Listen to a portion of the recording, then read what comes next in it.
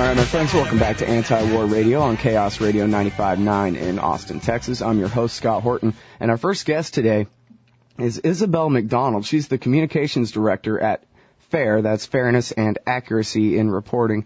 Their website is fair.org, and we're running an article by them today as the spotlight on antiwar.com. It's called The Humanitarian Temptation, Calling for War to Bring Peace to Darfur by Julie Haller. And so welcome to the show, Isabel McDonald. Nice to talk to you. Hello to your listeners at antiwar.com. Well, we're very happy to have you today. And I really like this article because it's a criticism from somewhere. I don't mean to overcharacterize you or anything because I don't really know your organization that well. But it seems to be a criticism of the left from the left somewhere in there. It's the loudest voices in America, besides John McCain's, calling for American military intervention in the Sudan seems to come from do-gooder liberals, George Clooney types, and so forth, who think that American power absolutely is required to intervene in the Sudan for humanitarian reasons. And so I'm always interested in arguments like that, where it's not one side attacking the other, but parts of one side attacking itself, so to speak. Yeah, well, I think that it is very interesting to look at. I mean, it's interesting that you contrast the calls for intervention in Darfur with the voices of Republicans like John McCain for continuing the Iraq war along the course that Bush has set. Because it is, I mean, the comparison, there is rarely a comparison that is drawn between what is going on in Darfur and what is going on in Iraq. But both, in effect, are large-scale humanitarian crises. And you can see in a lot of the editorial pages in the U.S. media that there is a much greater willingness to acknowledge crisis in Darfur than there is in Iraq, where there's a greater number, objectively, there's a much greater number of refugees, of both internally and externally displaced Iraqis who have been forced to leave their homes because of the dangers that have been wrought by continuing U.S. occupation in Iraq. Right. And I'm sorry. Yeah, and the thing that Julie Haller, who's a contributing writer to Fairs Magazine Extra, really takes up in this article is the way that these media calls have really distorted what is going on in Darfur, misrepresenting the conflict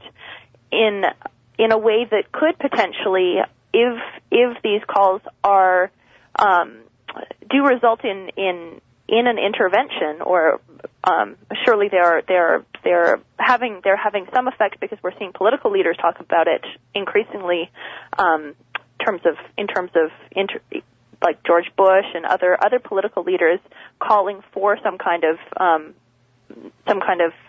intervention in Darfur. And if we follow the course that these media pundits have been putting forth, most notably Christoph in the New York Times, we will actually see possibly a worsening of the situation. Mm-hmm.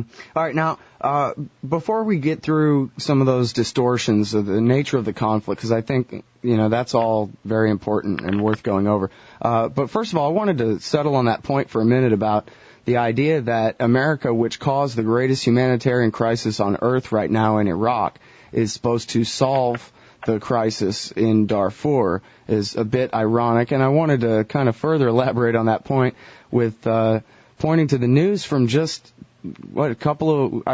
last week, right, that the United Nations said, or 2 weeks ago, the United Nations said that the American-caused crisis in Somalia, that is the proxy war being fought by Ethiopia's military and the so-called government of Somalia against the former government there, that has replaced the crisis in Darfur and in the Darfur region of Sudan as the greatest humanitarian crisis in Africa. Yeah, I mean, I think that it goes to show that what the media identify as the top priorities for U.S. intervention it's not determined by how many lives are being affected, but it often has a direct relationship with American government interests.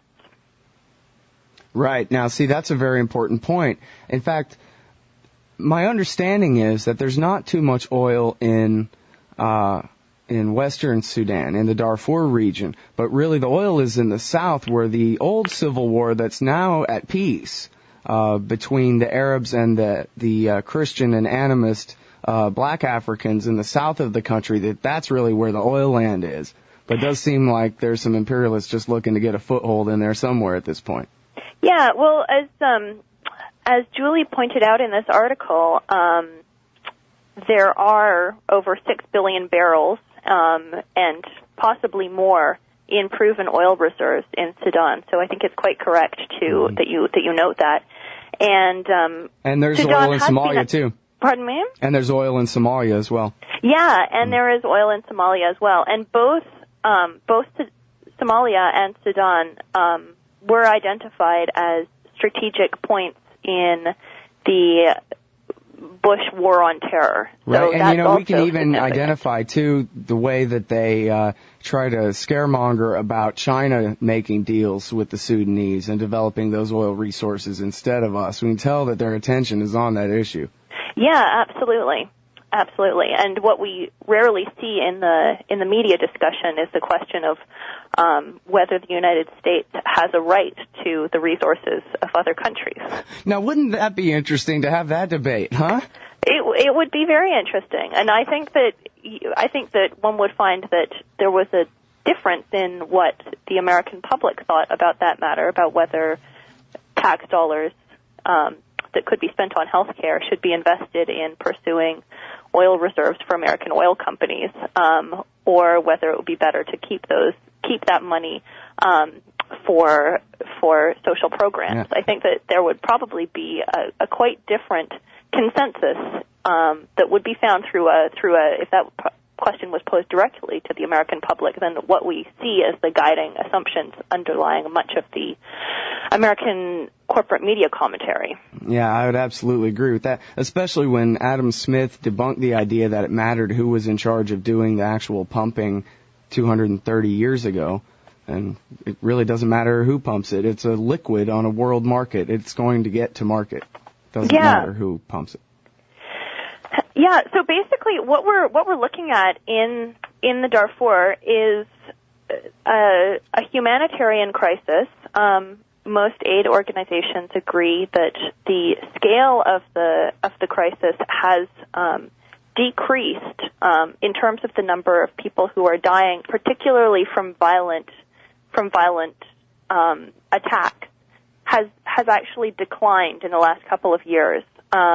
Right, it says here that the peak was really in 2004 and 2005 was the worst violence. Yeah, exactly. And this is not something that gets a lot of attention in the rather oversimplified media discussion of what is going on in Darfur. So undoubtedly there is a severe humanitarian crisis, and there are a lot of deaths, but at this point this is largely from lack of humanitarian services. Mm-hmm.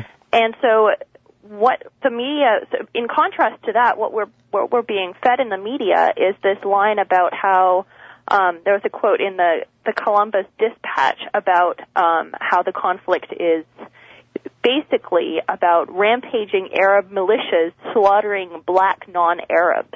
And I'd like to just unpack that a little bit because, first of all, as I just mentioned, the conflict, unlike this kind of representation, is not actually so much about deaths from violence at this stage. Mm-hmm. And furthermore, the contrast that the media draw between the Arabs and the Africans, or the Arabs and the black non-Arabs, is very oversimplifying. Right, they're really talking about that war in the old war that's over now in the South. The war in Darfur is between Sunni Arabs on both sides. Yeah, so the way that these distinctions and the identities of the different groups are quite fluid, and this is something that people with expertise on this area will really point to, is that you really can't just draw that kind of a simple demarcation between Arab and black. It really simplifies the narrative. Mm-hmm. And what's more, it also really feeds in, I think, for the purposes of media critique, we can see that it feeds into a discourse that is very prevalent in an era of the war on terror, where there is a maligned Arab enemy. And it just, in this case, doesn't fit at all, and it really is an oversimplification that does not serve a public that is trying to seek to understand this issue better. Mm-hmm. I have a friend named Bill Kelsey, who's a pilot for a non-governmental organization, a relief pilot who flies UN types and very important people and so forth around, delivers food aid to refugee camps and that kind of thing. And he's explained to me for years now that this is really all a battle between nomads and farmers, that you have the encroaching Sahara Desert, and you have nomads who are being pushed by geography, basically, into settled land, and they're letting their camels eat all the farmers' tomatoes. And the farmers are fighting back, and eventually this turned into gang warfare. And he said there's tinges of ethnicity in there, but like you said, it's so complicated and really a fluid situation as to who's on whose side. But that basically what we're talking about is a clash between nomads and farmers that's been going on for thousands of years. This is certainly nothing a bunch of North Americans can solve over there. Yeah, it's about resources. I think as a lot of conflicts that get simplified in Western media coverage of conflict in Africa tend to emphasize ethnicity in a way that's often counterproductive and erase these more fundamental questions about struggles over power and over resources, which are what politics is really made out of in most places in the world, right? Mm-hmm. Yeah, well, and I really like the way this article is focused, not just on the truth underlying the matter, but on quote after quote after quote of these media people who basically are having a policy discussion about a Sudan that exists in their imagination rather than what's really happening in the world. And this is, supposed to be the cream of the crop of the American media, but like, for example, and I guess this is what you were just paraphrasing, Christoph, saying, quote, so far several 100,000 black people have been slaughtered in Darfur. He's basically talking about a place that exists in his mind, not actually what's happening in that country. Absolutely, and the model that he then uses, because he's one of the prominent media commentators who has really pushed this issue into the national media agenda, and he is really relying on a very simplistic analysis of who the different groups are. But increasingly, people who are working on the ground in Darfur, especially humanitarian assistance organizations, report that there are many sides in the conflict, and violence is being perpetrated by not just these so-called Arab Janjaweed fighters, but by many different groups, and the number of groups has been proliferating. And when you look at what organizations like Médecins Sans Frontières, Doctors Without Borders, argues, what is at stake, because there are so many different actors in the conflict and there's so much, and the situation is so complicated, is that by launching a military intervention, there could be the situation could really worsen, and the humanitarian crisis, which is how they characterize the crisis right now, is not a genocide as some people have described it, but is a humanitarian crisis. The humanitarian activities would, in the case of a military intervention, be cut off, which would undoubtedly be much worse for the citizens of Darfur. So that's something that's really missing from the media discussion, but it is something that a lot of humanitarian groups are saying.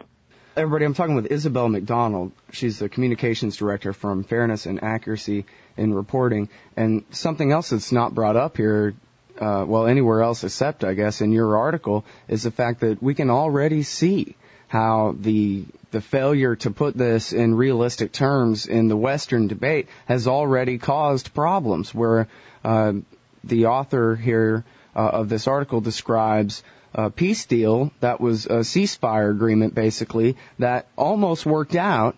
And yet, because of the emphasis on the UN must do something, NATO must do something, some, peacekeeping force from somewhere else must come and impose peace, etc., the actual deal that was being brokered between warring factions fell away. Yeah, I mean, and Julie Haller, the author of the article, actually argues that there's a case to be made that it's the media's focus on military intervention that is, in part, perhaps to blame for the peace process breaking down, because what has happened with all these pushes for a military intervention, which is sort of misnamed a humanitarian intervention in the media, is that it gives unrealistic hopes to the rebels who are fighting against the Sudanese government that they will have the backing of these powerful foreign militaries.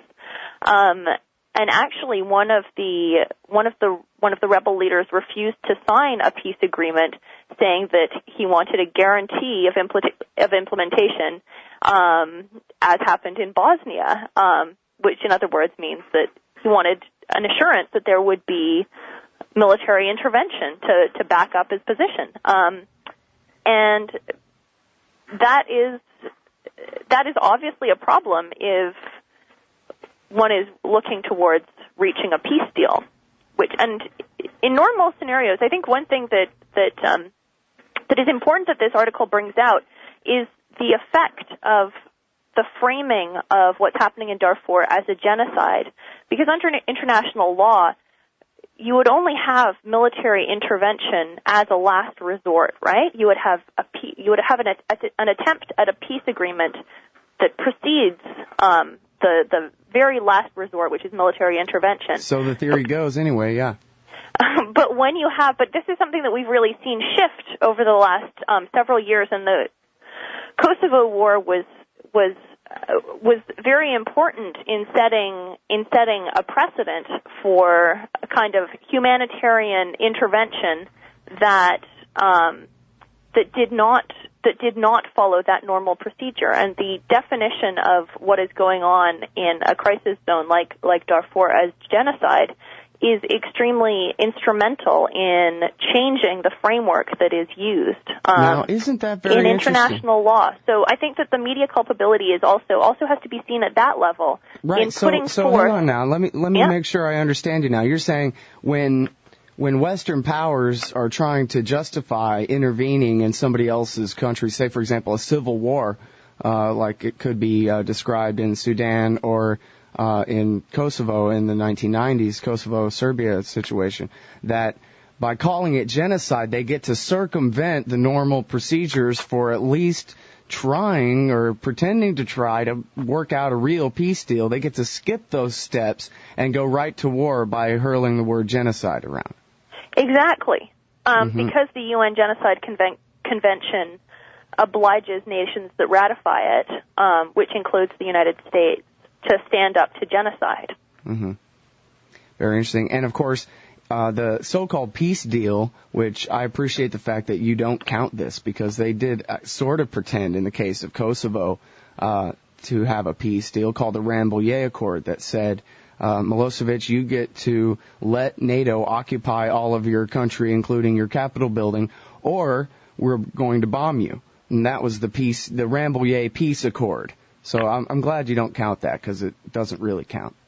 Yeah, well, this is what Noam Chomsky has referred to as the new military humanism, right? Kosovo is a really instrumental precedent for the move towards this kind of intervention, military intervention masquerading as humanitarianism. And the media to this day holds up Kosovo as an example of a war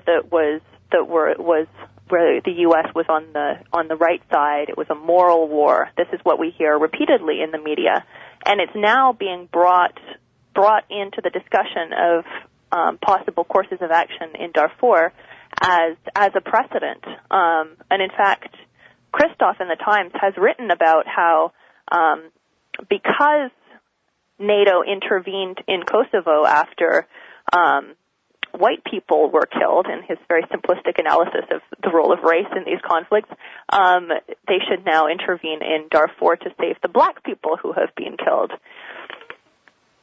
Oh, well, yeah, it's only fair. It's, and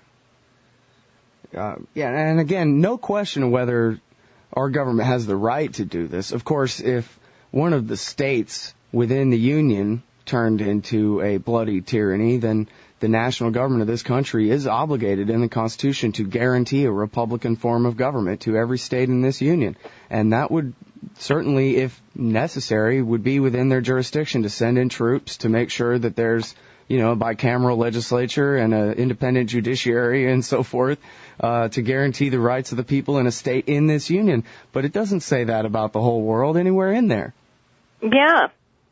I mean, but that really is the question that nobody asks. This is a debate silly, that unfortunately often does not happen in the corporate media. It's we have to rely on alternative media outlets like this one to raise these really pressing issues. Yeah. Well, and I really like the way you guys got it right in your article here.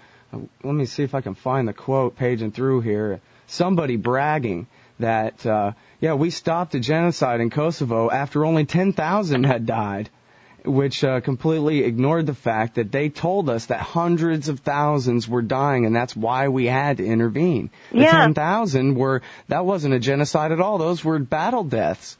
Yeah, actually, before NATO intervened in Kosovo, there were 2,500 people who'd been killed. 2,500. Hundreds of thousands of people had been displaced. And I think this is instructive in terms of the cautions that we're getting from humanitarian organizations that are working in Darfur, because the NATO intervention in Kosovo should be a lesson in how Western intervention in conflicts, even though it calls itself humanitarian, can actually escalate problems, because after NATO started bombing, the number of people killed escalated, and there were 10,000 people who were killed. There were more than 1 million people who were displaced, and to this day, Kosovo is under UN occupation. It does not have there is severe divisions in terms of ethnicity. There has been a lot of violence, so it's really not a model that one should look to, but unfortunately, the media narrative that is being painted, really whitewashing the history of the hugely negative impact that the NATO intervention had in Kosovo, makes it possible for pundits today to hold it up as a prime example of a successful NATO intervention. Right, and I think that conventional wisdom actually has stuck, that Kosovo is a good war, that people who don't know really anything about it but that it happened would tend to say, well, that one worked out, right? As far as they know, it did. And when you brought up the race angle, that we saved the white people in Kosovo, which it was actually fighting against the Western Christians in favor of the Albanian Muslims in Kosovo. So that's not even really right. But anyway, so therefore we have to go and intervene in Darfur just to show, how colorblind we are. That was actually a big part of the same argument for the Bush policy in not just Iraq, but across the Middle East. In fact, Condoleezza Rice once even said the kind of people who were opposed to going and liberating the Arabs, because you don't believe they can have democracy like we do. You're the kind of people who kept Rosa Parks at the back of the bus. You racist bigots, who don't believe in the quality of Arabs to live like we do. Yeah, well, I think that Iraq is another example of a conflict where simplistic media reporting really does not do justice to the complexity of the groups and the identities of Iraqis, and actually is part and parcel of the American strategy of dividing Iraq along sectarian lines. So I think that often the media reporting reflects policies of escalating divisions between groups in places where the U.S. is intervening. And certainly, I think that this has been the case in Darfur, and I would say it's also been the case in Iraq. Mm-hmm.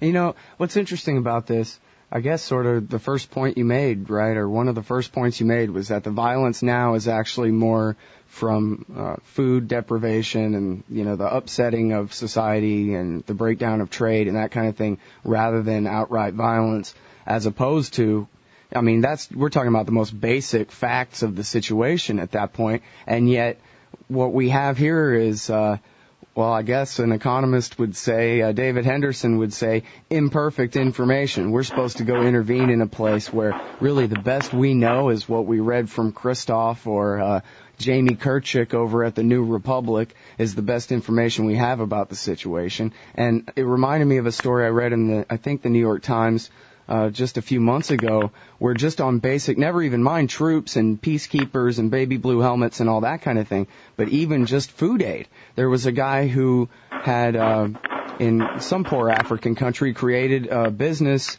making vegetable oil. And he was employing hundreds of people and driving around in a Lexus, and things were going really well. And then the do-gooders came in with the food aid from Western Europe and dumped however many million tons of vegetable oil on the market and completely destroyed his business and destroyed all the livelihoods of all the people who were working for him and everything else.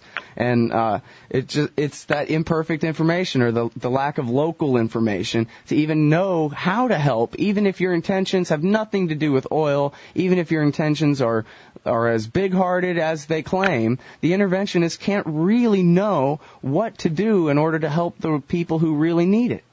Yeah, well, I think that what you just raised is an example. Policies of dumping food aid are really an important part of the picture, that if we had a responsible press that actually informed us about different parts of the world that we rarely hear any substantive coverage about, and I think that most of Africa definitely falls into that category, we would know about the history of American food dumping, which has had a really devastating effect in many parts of the world on undermining local production. And we would also have information about the structural, economic structural constraints on a lot of countries in Africa that are essential to understand if we're going to talk about issues of poverty and the underlying issues that the do-gooders would want to address in helping. So I think that overall there's a huge amount of room for U.S. media to provide much better coverage of Africa generally.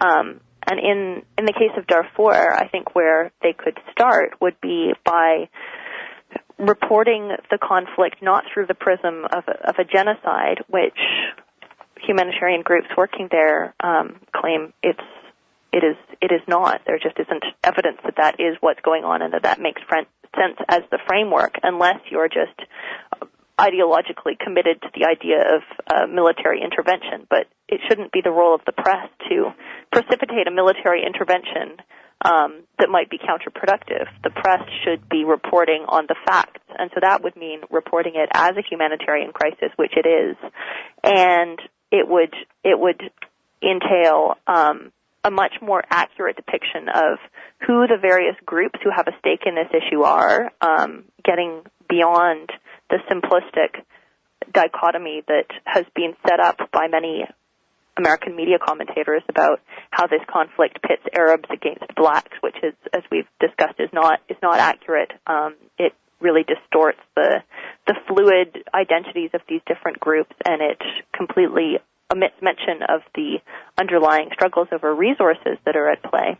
And there would be better reporting on the peace process so that people would really understand about the other options, the peaceful options for resolving the conflict, and people would not feel that there needed to be an intervention in order to save lives in Darfur, because that's just not true. But that is what we're getting from the media, which is a disgrace.